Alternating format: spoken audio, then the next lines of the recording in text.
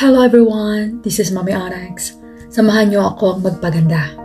Ipapakita ko sa inyo kung paano paliitin ang mukha at paano mag-apply ang round face na katulad ko na medyo attractive at magandang tingnan. Okay? Are you ready? Let's go!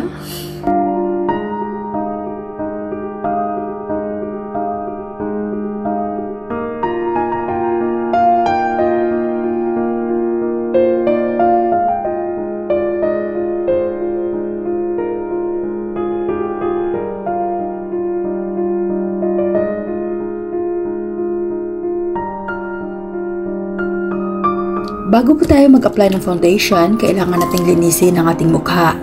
Mag-apply tayo ng cream para hindi po siya mag-dry at mag-flex yung skin. Ayan. Pag merong excess na cream, kailangan natin yang i-remove gamit ang soft tissue. Ayan. Or soft towel, just to remove the excess moist.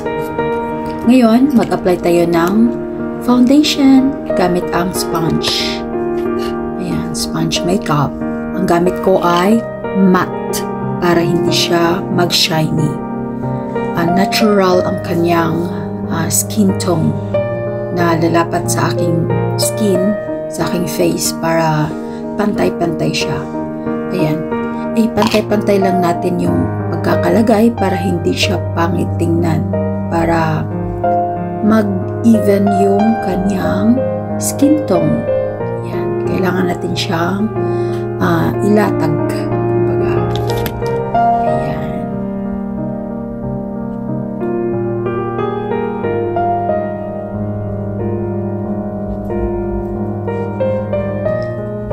Mag-apply din tayo sa leeg para pantay yung kulay. Yan. This is the second second coat ng foundation para pantay-pantay yung kanyang outcome, hindi pangit tingnan. Ayan. Ayusin mabuti, dapat pinapantay talaga ang kanyang kulay.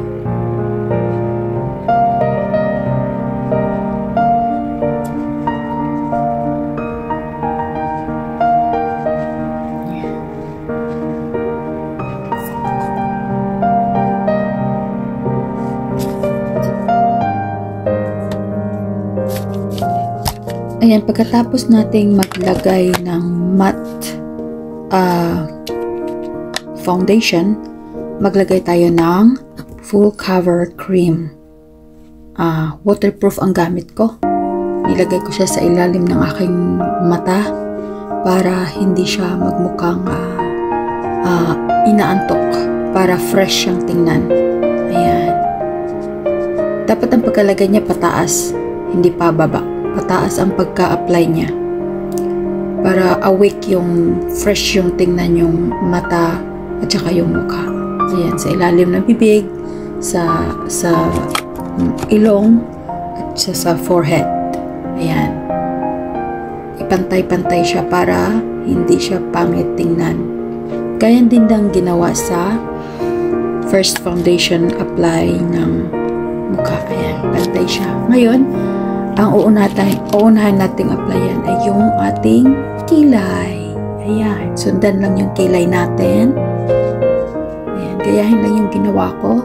Sinunod ko lang yung line ng aking kilay. Kasi manipis yung kilay ko. So, kailangan kong dagdagan ng konting kulay ng brown. Kasi yung buhok ko ay may pagka-brown. Dapat yung gamit mo din na pangkilay ay brown. Ayan. Para light, hindi galit tingnan ang mukha pag light brown ang gamit. Ayan.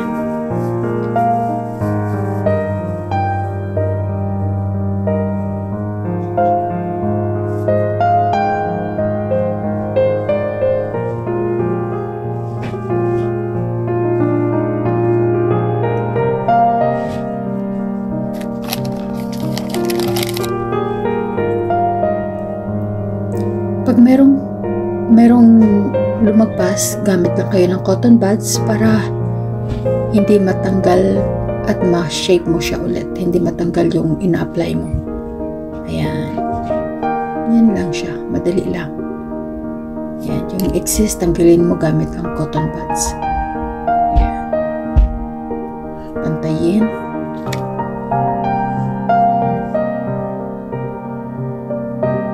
Ayan. Suklayin natin gamit yung brush ng eyebrow para pantay talaga siya. Ngayon naman, gumamit tayo ng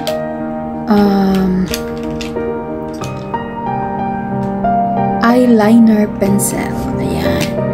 Para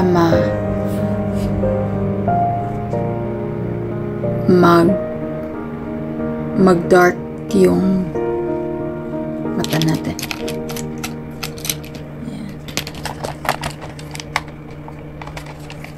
Para siyang smoky eyes. Ayan. Ito ang gamit ko na Fenty Beauty. Ang pangalan ng aking eyeshadow palette.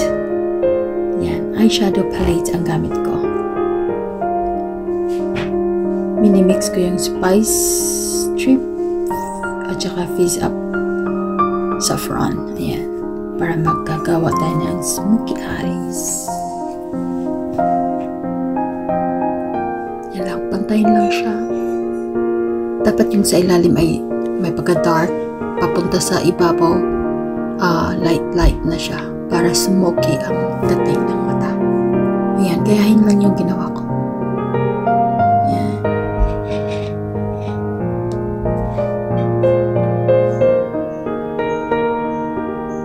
Ayan. Smoky eyes.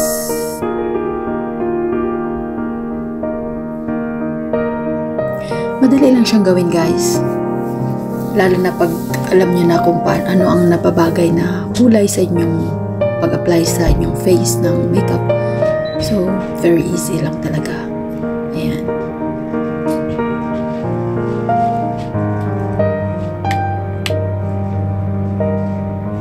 Maglagay tayo ng shadow.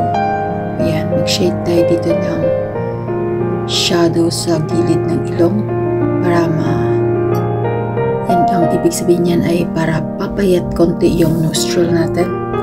Kasi, syempre, Filipino nose. Kailangan lang natin i-emphasize yung bone sa gitna. Maging narrow. Ayan.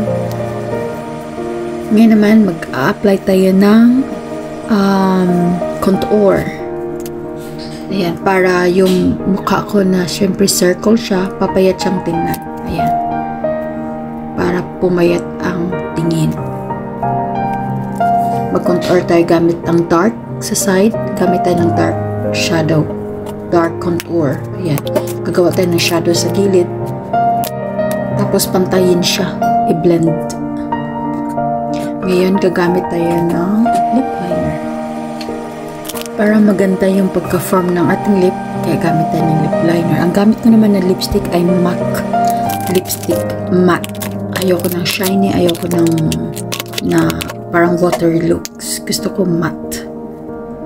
Ayan. Ngayon gumamit ako ng powder blush. Ayan, para look fresh. Ayan na. Hindi ko siya type, so tinalian ko siya ulit. Okay, let's photoshoot.